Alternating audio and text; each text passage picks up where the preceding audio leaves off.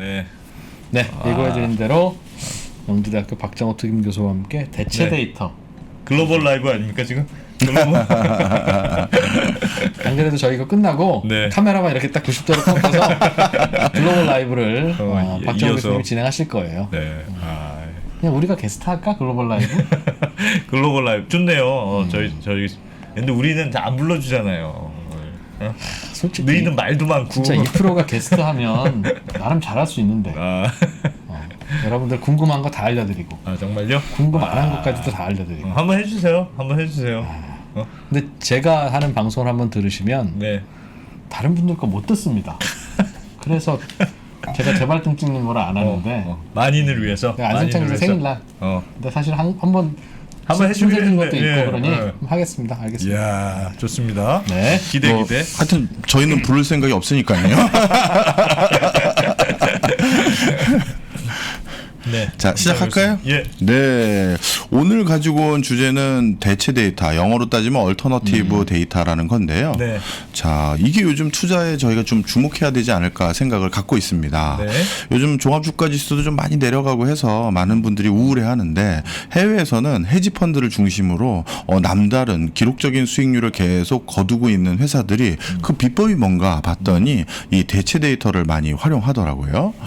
지금 화면에서 보이시는 요 내용은 벌써 글로벌리 대체 데이터 소스를 판매하는 여러 회사들입니다. 와. 네. 엄청 많네요. 뭐가. 네. 생각보다 많이 있죠. 네. 근데 이거는 뭐 대표적인 회사들 몇 개만 추려온 거고요. 예. 사실 뭐 굉장히 많은 회사들이 데이터들을 만들어서 금융회사라든가 여러 회사들의 비즈니스에 활용하라고 전달을 해주는데요. 네. 이제 제일 중요한 얘기부터 해야죠. 그럼 대체 데이터가 도대체 뭐냐? 뭐야? 그렇죠. 그거부터 얘기를 해야 되잖아요.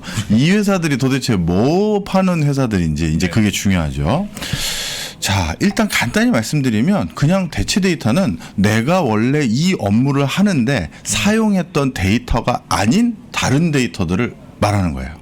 예를 들면 제가 주식 투자를 하는 사람이에요. 네. 그럼 통상적으로 제가 사용하는 지표들이나 데이터라고 하면 금리, 환율, 뭐 수출 동향 뭐 이런 것들이죠. 예. 그런데 어떤 사람이 주식 투자를 하는데 이런 데이터를 활용한 게 아니라 인공위성에서 찍은 사진 데이터를 활용한다든지 네. 아니면 사람들이 SNS 상에서 어떤 회사에 대해서 언급하는 여러 가지 단어들, 키워드들 이런 것들을 활용한다든가 아니면 교통카드 사용 장소가 예. 어떻게 변화되는지 이런 걸 활용하면 그게 그 회사 그 주식 투자 회사 하는 네. 그 회사에게 대체 데이터가 되는 거예요. 그동안 썼던 데이터가 아닌 다른 데이터로 판단을 할 수 있는 데이터가 되니까요. 그럼 우리 3프로TV도 예를 예, 들어서 예. 오늘 3프로TV 몇 명이나 봤어? 아니면 요즘 3프로TV 사람들이 좋아하는 것 같아 라고 했었을 때 네. 구독자, 조회수 있잖아요. 예. 그거 말고 3프로TV에 대한 사람들의 호감도를 확인할 수 있는 다른 무슨 데이터가 있다면 그게 또 대체 데이터인 거예요. 그거 얘기되는 것 같아요. 유용하긴 하나 그동안에는 안 썼던 데이터를 대체 데이터라고 합니까? 맞습니다. 자, 그래서 지금 화면 한번 봐주시면요. 네. 기본적으로 공공적인 부분에서 만들어진 주식 투자에서 활용하는 데이터들은 시장의 참여자들이 모두에게 공개가 되어 있고 예. 그래서 이미 다 알고 있는 데이터들이에요. 네. 예를 들어서 3개월 전에 환율 추이, 그 다음에 알고 있죠. 여태까지 금리 추이, 종합주가지수 추이, 특정 회사들의 주가 추이, 우리 다 알고 있잖아요. 네. 그러면 이 다 알고 있는 데이터들, 정보를 가지고 남다른 수익을 낼 수 있다? 약간 퀘스천 마크가 있는 거죠. 네. 사실 그동안 정보를 내가 남보다 먼저 알거나 더 정밀하게 알거나 아니면 좀 더 효율적으로 알게 되면 그것 때문에 우리가 투자로 수익을 더 많이 거둘 수가 있는 것이고 그래서 많은 분들이 우리 3프로TV를 이렇게 즐겨 애청해 주시는 이유가 네. 여기에서 많은 사람들이 정보를 다 쏟아내니 이것만 듣고 있으면 내가 큰 흐름은 놓치지 않겠지 그거잖아요. 네. 그런데 여기에서 말하시는 많은 분들도 시중에 나와 있는 일반적인 데이터들을 근거로 해서 말씀을 하시는 거란 말이에요. 네. 그러면 결국 그걸 억지로 다 캐치업해봤자 다른 사람과 동일한 수준밖에 못 가는 거죠. 그러면 이거 말고 뭔가 얼터너티브 데이터라고 해서 경제활동 과정에서 수집될 수 있는 예. 기타 다른 데이터까지 전부 모아서 남들보다 조금 더 빠르고 정확하고 그리고 조작을 못하게끔 데이터를 수집하면 그러면 투자를 먼저 해서 그러니까 그물을 먼저 쳐서 고기 들어올 때 걷어갈 수가 있는 거죠. 자, 그래서 화면에서 보시면 아시겠습니다만 예. 대체 데이터를 금융 투자라는 관점에서는 뭐라고 정의를 하냐면요. 네. 헤지펀드 등에서 주식 거래 시 등락을 예측하기 위해 기존에 고려하지 않았던 비재무적 정보를 활용하는 그런 데이터들을 대체 데이터라고 합니다. 예. 밑에 예시로 샘플들을 좀 적었죠. 소셜미디어, 뉴스, 검색 기록, 거래 데이터, 회사 데이터, 인공위성 사진, 사물 인터넷 센서 이런 것들을 바탕으로 하는 건데요. 이게 기존 데이터보다 효과가 더 좋으려면 빨리 전달을 하거나 정확히 전달을 하거나 조작에 대해서 전혀 우려할 필요가 없게끔 되면 이 대체 데이터가 훨씬 유용한 거예요. 아직까지 감이 잘 안 오시죠? 잘 안 옵니다. 네. 자, 그래서 역시 우리는 사례를 들고 네, 친절하게 네, 설명을 네, 해야 네, 돼. 네. 사례 필요해요. 먼저 조작 우려를 피할 수 있는 걸 좀 말씀드릴게요. 네. 정부뿐만 아니라 많은 기업들이 회사의 상황을 판단하기 위해서 설문조사 같은 걸 많이 네. 합니다. 네. 그죠? 근데 그 설문조사라는 게 사실 우리는 그냥 뭐 별거 아니고 설문조사 근거는 다 객관적으로 믿을 수 있다고 생각하기 쉽지만 네. 실제는 그렇지가 않아요. 그 설문조사가 문항이 아니면 문구가 그렇죠. 어떻게 그렇죠. 되는지에 따라 다 다르잖아요. 그래서 지금 화면에서 또 보여드리는 것도 마찬가지인데요. 질문의 순서만 바꿔도 결과가 달라져요. 예를 들어 위에 거는 바다 표범과 고래를 보호하기 위해 각각 얼마를 지급할 의사가 있습니까? 라고 물어봤을 때랑요. 네. 그 밑에는 고래와 바다 표범을 바꾼 거죠, 지금. 아, 저것도 효과가 영향이 있어요? 네, 저 두 개를 바꿔서 똑같이 질문을 했는데 각각 고래와 바다 표범을 보호하기 위해서 지불해야 될 의사가 금액이 달라지는 거예요. 무조건 먼저 언급된 거를 중요하다고 더 느낀다. 중요하다고 느끼는 또 거예요. 그렇게 보기는 또 어려워요. 다른 연구 결과에서는 또 그렇지가 않거든요. 그래서 이 MIT 교수가 했던 이 연구의 결과는 뭐였냐면 앞에 있는 거에 가중치를 주장하는 게 아니라 네. 순서만 달라져도 우리가 결과가 투여하는 달라진다. 그렇죠. 그거예요. 그 다음에 피터 다이몬드 교수가 또 다른 형태로 설문지를 좀 구성을 해봤는데요. 네. 이번에는 따로 물어봤을 때랑 같이 물어봤었을 때 결과가 다르다는 거예요. 위에 거를 보시면 네. 북한산, 관악산, 계룡산 국립공원을 보존하기 위해 각각 얼마의 비용을 투여하시겠습니까? 네. 세금 얼마나 내시겠습니까? 물어봤을 때랑 네. 딱 하나. 북한산. 북한산 보호하기 위해 얼마나 세금 더 내실 생각 있습니까? 물어보면 그 금액이 다른데요. 어느 게 더 금액이 많이 나올까요? 당연히 세 개일 때가 위에 합은 많을 네. 텐데 네. 박 교수님은 그걸 물어보는 건 아니고 예. 하나만. 아, 세 개 물어봤을 때 나온 숫자는 3으로 나눠야 되니까 그 그래, 각각에 해당하는 이게 정답일 것 같다. 맞아요. 무슨 얘기냐면 북한산 하나를 물어봐서 거기에 그걸 보존하기 위해서 얼마의 세금을 더 내실 생각이 있으십니까? 물어본 거랑 네. 북한산과 다른 산들을 같이 물어봤을 때는 그 우리 같은 납세자들의 심리가 내 세금으로 북한산 말고 다른 산도 지킬 게 많구나. 라는 걸 그러니까 알고 북한산 하나에 몰빵하면 안 되는구나 생각을 하는 그렇죠. 거예요. 아, 그런데 북한산 하나만 물어보면 거기에 훨씬 더 많은 금액을 지불하겠다라는 의사를 얘기할 수가 있는 거죠. 그래서 사실 이거는 좀 이렇게 표현드리면 좀 어폐가 있을지 모르겠습니다만 국가에서 어떤 사업을 수행하는 데 있어서 네. 이 사업을 할지 말지를 결정할 때 제일 중요한 판단 근거는 국민들의 지불 의사예요. 그렇죠. 예. 그런데 지불 의사를 물어볼 때 예를 들어서 1,000억을 쓰는데 1,000억보다 국민들이 지불 의사가 더 크면 쉽게 말하면 그러면 진행하는 거거든요. 그러면 그 지불 의사를 물어보는 여러 용역이나 연구를 할 거 아니겠습니까? 그럴 때 아주 심하게 말하면 고수 잘 만나면 금액을 올려줄 수 있는 거죠. 질문을 이렇게 그렇죠. 취하게. 네. 아. 질문을 살짝 해서 어떻게 바꿔서 국민들이 이거에는 2,000원까지 지불할 생각이 있습니다라고 보고서랑 객관적인 데이터까지 전부 다 내면 가능한 거죠. 이런 것들은 얼마든지 그 실제와 상관없이 변형이나 조작이라고 할 수도 있는 거잖아요. 그래서 이런 거 말고 진짜를 알 수 있는 방법이 뭘까를 고민을 많이 했었어요. 예. 특히 그동안 경제 성장률을 대표적으로 조작했다라는 우려를 받았던 게 중국입니다. 네. 중국은 전 세계에서 가장 비약적인 성장을 하는 나라라는 것을 시그널을 주기 위해서 네. 실제 그 성장 수치가 안 나옴에도 불구하고 이번엔 우리가 얼마 성장률을 달성했다를 발표하거든요. 그래서 많은 국제기구에선 중국의 저 발표 성장률이 정말 맞을까 그걸 확인하고 싶은 거예요. 의심하죠. 항상 그렇죠. 의심하죠. 그래서 이때도 대체 데이터를 활용했어요. 어떻게 했느냐? 실제 저 제조 강국에서 저만큼의 성장률을 보이기 위해서는 제일 먼저 사용해야 될 것들을 비례적으로 사용할 수밖에 없는 걸 생각해 본 거예요. 에너지 전기. 네. 맞습니다. 그래서 화면 역시 보시면 그럼. 중국이 가장 믿을 수 있는 데이터를 제공했었을 때 예. 그때 각 성마다 전기 사용량을 기준점으로 해서 그 성이 이번에는 얼마의 성장률을 달성했다라고 아하. 주장은 하는데 네. 실제 전기는 그거보다 훨씬 덜 썼다. 네. 그러면 실제 수치는 이게 그러지 좀 않을. 그렇죠. 뻥튀기구나. 그럼. 그렇게 네. 생각한 거. 그래서 이것만 가지고는 정확하게 예측하기가 좀 애매할 수 있으니까 예. 하나가 더 하는 거죠. 그래서 철도 물동량이에요.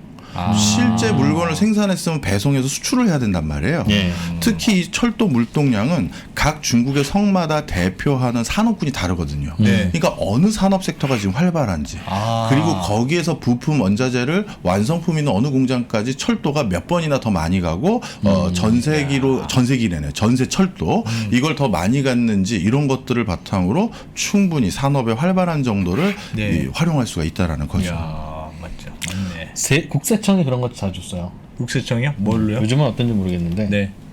모텔이죠, 모텔. 모텔은 왜요? 네. 모텔은 하루에도 손님들이 여러 번 드나들 수 있잖아요. 네. 매출 신고를 제대로 안 하니까 요즘은 카드니까 대부분 하지만 솔직히 손님이 얼마나 많은지 어떻게 알 수 있을까? 주인한테 물어보면 아유 팔이 날려요 이러고 있고 빨래? 수건. 내가 맞추고 내가 놀랬네. 들어오셔서 수건을 안 쓰고 가시는 분이 많지 않으니 없으니까 어쨌든 빨래는 한 번 나오면 빨래를 돌려야 되니까. 야. 자, 그래서 이번에는 조금 더 주식 투자에 부합하는 얘기를 좀 해볼게요. 네. 사실 금리가 정말 얼마나 오르는지 종합주가지수가 정말 얼마나 오를지 이런 것들에 대한 고민이 많지 않습니까? 네. 그래서 한 대체 데이터 관련한 전문 연구소 같은 경우는 네. 어떻게 주요 국가의 금리 추이를 예측하거나 예. 종합주가지수를 예측하냐면 각 국가의 중앙은행 총재의 연설 문구하고요. 다국적 금융기관의 회장들의 연설들을 전부 다 데이터 마이닝을 합니다. 그리고 가장 많이 나온 키워드를 보여주는데요. 지금 화면에서도 예전에 그 회사가 정리해 놓은 내용인데 2004년부터 2012년까지 각각의 주요 은행장들과 아니면 주요한 금융기관에서 네. 어떤 형태로 전 세계를 조망하는지의 키워드를 보는 거죠. 그래서 언제부터 드디어 경기가 회복되기 시작했구나. 언제부터는 어떻게 되겠구나. 이런 걸 유추할 수 있는 형태로 대체 데이터를 활용하기도 하고요. 저렇게. 네. 그 다음에 사실 소비재들이 훨씬 더 정확도가 높아요. 네. 이게 이제 전 세계에서 가장 핫했던 이슈 중에 하나인데 네. 오버워치라는 게임이 출시됐는데 예. 그 당시에 이 오버워치 말고 디비전이라는 또 다른 게임도 몇 개월 전에 출시를 했는데 예. 도대체 어느 게임이 훨씬 소비자들에게 각광을 받을까? 특히 이 게임 하나는 출시하고 나면 사실 4, 5년 이상 장사를 하려고 3, 4년 이상 또 기획을 하는 그런 것들이잖아요. 그러니까 이거 하나를 잘 예측하면 그 회사 주가가 3, 4년 이상 진짜 고공행진으로 뛰는 거죠. 그렇겠네요. 네. 그래서 이 오버워치라는 것이 과연 사람들이 얼마나 좋아할 게임인지 아닌지를 확인하기 위해서 그 밑에 막대 그래프를 보시면 아시겠습니다만 오버워치에 대해서 트위터라든가 페이스북 이런 데서 어떠한 말로 언급을 했는지를 전부 또 텍스트로 분석을 하는 거예요. 그래서 이거에 대해서는 사람들의 표현 문구가 훨씬 더 강도가 세다는 거죠. 와우, 브라보. 그렇죠. 이런. 그래서 어쨌든 회자가 많이 되고. 예. 그래서 우리나라도 지금 그걸 연구하는 학자들이 되게 많아요. 예를 들면 와 짱이다랑 대박 이거랑 뭐 헐 했을 때 이 중에서 진짜 제일 좋아하는 표현은 뭘까?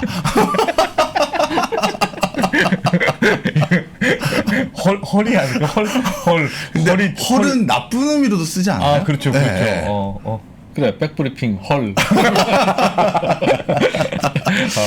그래서 야, 뭐 뭐 진짜 연구의 대상이군요. 그렇죠. 이게 도대체 매우 좋음에 해당되는 건지 좋음에 해당되는 건지 보통에 해당되는 건지 그거에 대해서 각 나라마다 표현이 다르거든요. 그래서 그런 것들을 바탕으로 오버워치가 이번엔 디비전을 이길 것 같은데 예측을 해서 베팅을 했던 헤지펀드들이 있는데 예. 결과가 어떻게 됐느냐. 오버워치는 3주 만에 구독자를 1,000만 명을 모았는데요. 예. 바로 그 전에 출시됐던 경쟁사 제품은 3개월 동안에 900만 명밖에 유치를 못하는 것을 예측했던 네. 사례가 예. 있습니다. 예. 바로 이런 것들 때문에 전 세계적으로 지금 이런 대체 데이터의 시장이 제일 커져가고 있는데요. 이 대체 데이터 시장의 지존급에 해당되는 회사들이 요즘 점점 더 많이 나오는데 이것도 화면에 한번 보시면요. 네. 오비탈 인사이트라는 회사가 있어요. 네. 이 회사는 구글 벤처스에서도 투자를 하고 제가 알기로 골드만삭스에서도 투자를 한 회사인데요. 예. 이 회사는 인공위성 사진으로 유가를 예측하는 회사입니다.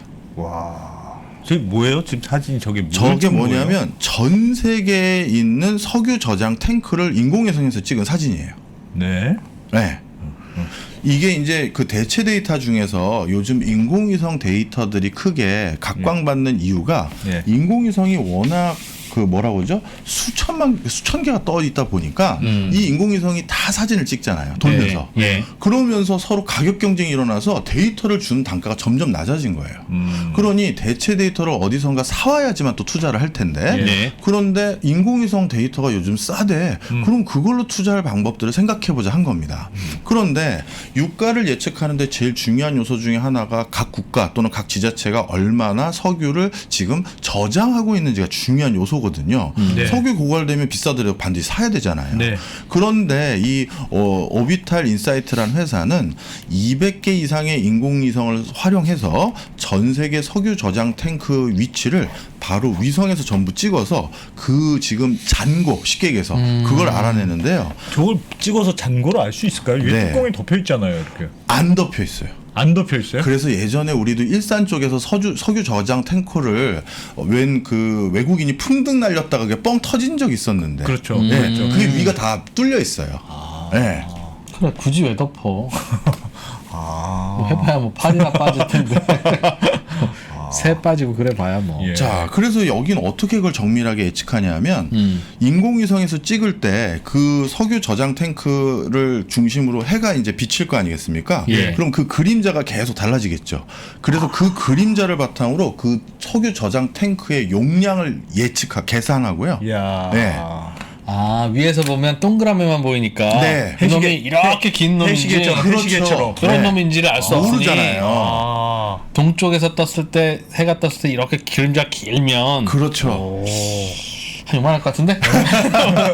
완전 과학적이네요. 그렇죠. 과학적이야. 그래서 그 그림자로 탱크의 크기와 용량을 계산하고요. 그 다음에 탱크 테두리에서 그리워진 그림자. 다시 네. 한번 사진 보여주시면 네. 저기 보면 약간 이 그늘진 부분들이 보이시잖아요. 네. 네. 그게 석유가 위에 가득 차 있으면 그 그림자가 그때 비쳤을 때랑 석유가 저 밑에 있을 때 그림자 비치는 게 또 다를 거 아니에요. 아하. 다시 볼로. 자, 탱크 위에 네. 물이 가득 찼어요. 아, 네. 예. 그러면 그림자가 짧게 비칠 거고 그렇지, 아, 그렇지. 그렇지. 밑에 그렇지. 있으면 그림자 길게 비칠 거 아니에요. 아, 그래서 그걸 보고. 용량은 알지만 각각의 탱크에 석유가 또 얼마 있는지도 알아야 되잖아요. 그래서 똑같이 그림자를 통해서 통이 얼마나 비어 있는지를 또 측정합니다. 야, 이거는 이렇게 하면 거짓말을 못 하겠네. 못 하죠. 완전 거짓말 저희 못 하네. 채팅창에서 네. 교수님 비 오면 어떡합니까?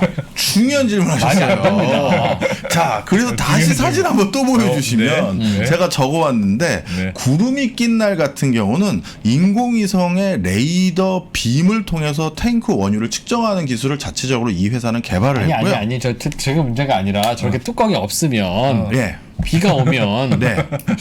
물이랑 석유가 섞일 아, 그 텐데. 얘기를 한 거군요. 네. 아, 비가 올 때는 그때는 차단막이 생겨요. 아, 네, 비가 올 때만. 된장이요? 왜 저거를 저렇게 저건 왜 열어놔 대체? 나 저도 그게 궁금해요. 이거 왜 열어놨는지. 왜 열어놔 대체? 네. 자, 그리고 또 한 가지는 네. 그 매년 2억 제곱킬로미터 가량의 위성 사진을 매년 분석해서 그래서 전 세계 석유 저장 수급 상황을 네. 얘네는 예측해서 석유 가격을 예측하는 회사입니다. 채팅창에서는 저거 다 부유식 뚜껑이다. 라는 이렇게 설이 있습니다. 이렇게 그럴 수도 있겠네요. 뭐 그러나 뭐 그게 중요한 게 아니니까. 어쨌든 이걸로 알 수 있다. 네. 네. 자, 그 다음에 역시 같은 방법으로 네. 위성 사진을 바탕으로 회사들의 매출 분기 발표가 나오기 전에 그 회사가 장사를 잘할지 좋은 성적 표가 나올지를 예측하는 방법들이 있는데 그 중에 하나가 바로 화면에서 지금 보이는 것처럼 바로 뭐다? 저 주차장의 사진이에요. 아하. 그럼 대표적으로 월마트 뭐 예를 들어서 코스트코 그다음에 뭐 멀시 이런 데가 네, 네. 어디가 매출이 더 올라갔을까를 알기 쉬운 방법은 주차장이 얼마나 많은 그렇죠. 차들이 그렇겠네요. 돼 있는 데죠. 쇼핑 시즌인데 주차장이 꽉 찼다 그러면 요즘 사람들 물건 좀 사는구나 이렇게 파악하는 거죠. 예, 바로 이런 방식으로 기존에 우리가 전통적인 투자를 할 때 한 번도 사용하지 않았던 이런 데이터들을 활용해서 정말 남다른 떼돈을 버신 분이 계신데요. 네. 아, 참 저도 공부하는 사람으로서 참 부러운 분인데 이분인데요. 네, 네. 제임스 사이먼이라는 하버드 대학교의 수학과 교수인데 네. 이분은 르네상스 테크놀로지라는 회사의 설립자이기도 합니다. 예. 예. 그런데 이분이 재산이 얼마냐면 2014년도에 포브스지가 선정한 전 세계 부자 순위 88위에 올랐어요. 와. 그리고 이분이 받는 한 해 연봉이 수학과 교수이기도 하지만 펀드 매니저이기도 한데 네. 한 해 연봉이 3조 원 정도를 받으십니다. 3조요? 네. 하루에 100억씩 쓰지 않으면 와. 큰일이네요. 어마어마하네. 어마어마해. 그냥 자, 이분이 그러면 뭘 이렇게 하시는 분인데? 바로 방금 말씀드렸던 대체 대체 데이터를 가지고? 통해서 아주 정밀하게 야. 언제쯤 숫자가 오르는지, 언제쯤 주가가 오르는지, 언제 무엇을 미리 사놔야 되는지를 명확하게 아시는 분이세요. 네. 그래서 이분이 운영했던 대표적인 펀드인 메달리언 펀드는 1988년에 출범한 이후 30년간 연평균 30%에 달하는 평균 수익률을 거둔 그런 성과를 보인 이런 분이시죠. 하버드대는 취미 생활로 다니시. 구체적으로 어떻게 했는지 알아요? 이분의 그게 또 대체 데이터의 또 무서운 점인데요. 예, 예. 이 방법이 오픈되면 조작을 또 하잖아요. 아까 그렇죠. 말씀드린 것처럼 그렇지. 설문조사든 뭐든 조작을 하지 못해서 정확한 진실을 알아낸다는 게 대체 데이터의 장점인데 네, 그렇지. 그 방법을 알려주는 순간 우리가 또 조작을 하겠죠. 그럼. 아까 그 석유 위에 뚜껑을 뭐 예를 들어 덮어놓는다든가 그렇지. 이런 것들을 하는 것처럼 부장님이 옷 1시 반에 들어오면 여기서 이렇게 사우나하고 왔지. 네. 어떻게 알지? 알려주세요 부장님. 대체 데이터가 뭔가요? 그럼 너 임마 스킨 냄새 나잖아 임마. 그러면 조작하지. 그 다음부터는 스킨 안 바르고 스킨은 나오니까. 그렇네요. 네. 자, 바로 그래서 이분의 비법을 다 공개하지 않으셨어요. 아하. 물론 이분이 몇 가지 세미나나 이런 데를 통해서 예. 더 전통적인 금융회사에서 이용하는 데이터들이 아닌 것들을 네. 일부 활용하고 있다라는 게 알려졌고 그런 것들을 통해서 야, 대체 데이터 정말 중요하겠네라는 인식들을 더 많이 하게 된 것이고요. 자, 물론 오늘은 3%니까 예. 제가 투자 관련한 것들에 대해서 주로 말씀을 드리긴 합니다만 네. 사실 우리 상권 분석할 때도 우리나라 기업들이 지금 이걸 많이 활용합니다. 어느 자리에가 가야 손님 많을 왔다 건지. 갔다 많이 하더라. 그 정도 수준이 아니라 더 정밀한데요. 자, 이것도 화면 한번 같이 보시면요. 네. 신사동 가로수길하고 홍대거리 두 예. 곳 모두 대표적인 청년들의 거리죠. 예. 그런데 저 두 곳에 도대체 수많은 상가 건물들이 있을 거 아니에요. 네. 저 수많은 상가 건물들 중에서 어디에 그리고 도대체 어떤 위치에 건물을 지어놔야지만